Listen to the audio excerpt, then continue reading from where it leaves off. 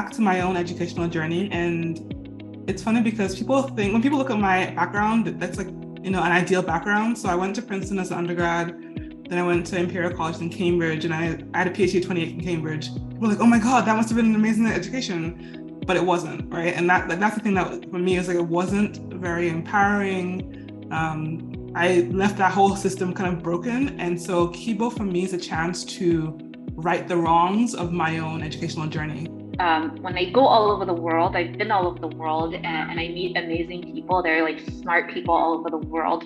And I see them really thriving and reaching their potential. And it frustrates me to no end to come to the country of my own birth and not see the same things happening. What I know for sure is that like young Africans are incredible. Like I love spending time with our students, and I just like know that we could be doing so much better if we had the environments that made that possible. Something that's very special about STEM in general and computer science in particular is that you get to see the results of your learning, and you get to grow in confidence as you actually build software. So when you solve a math problem, you can talk about it with other people who care about math, but it's harder to see what you can build with math immediately.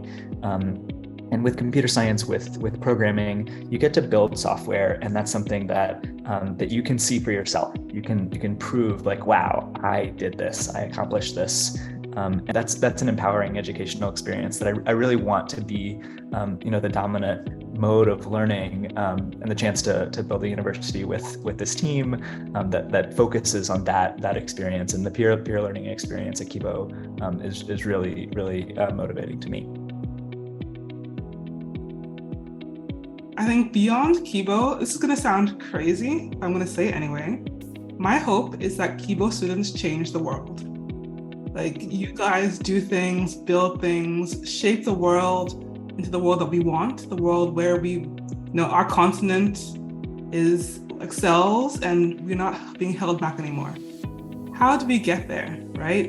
It means that at Kibo, I want you guys to learn, to be uncomfortable, to put yourself out there, to not stay in your comfort zone, to just try and stretch yourselves and, do things that are hard. Don't take the easy route, and just really learn, develop yourself, build your skills, and figure out what interests you and what challenges you want to tackle. Succeeding at Kibo requires a lot of diligence and a lot of self-learning. You're going to learn a lot in the Optimizing Your Learning course in the first term about what exactly that means and exactly what that takes. But there's a lot that you have to be responsible for, and you have to take ownership. One of the biggest things that can help take that ownership is if you have goals and you're in touch with what your goals are. If you know why you're here, then when things are challenging, when you run into difficulties, you can remind yourself, okay, this is the reason that I'm doing this, and this is what I want to achieve. I'm going to go and overcome those challenges and those struggles.